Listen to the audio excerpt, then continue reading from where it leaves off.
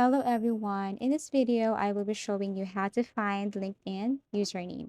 So you just have to go to your LinkedIn account and then go to your profile.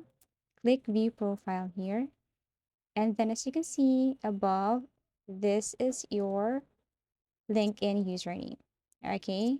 Now, if you want to change this one, you can just simply click this edit profile and URL. Okay, click this public profile and URL, and then here you can edit your custom URL. Tap this pencil icon here, and then you can change it.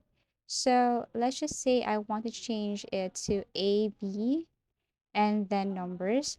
Let's see if it's okay or if it's valid. Okay, once done, click save. Now, as you can see, this URL is invalid.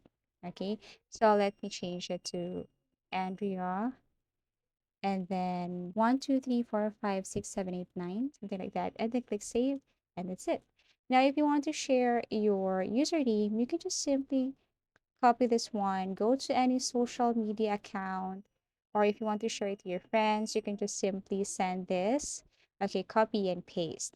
Okay, if you want to paste this to your social media accounts like TikTok, Facebook, you just have to paste it right there. Thank you for watching and see you again in our next video tutorials.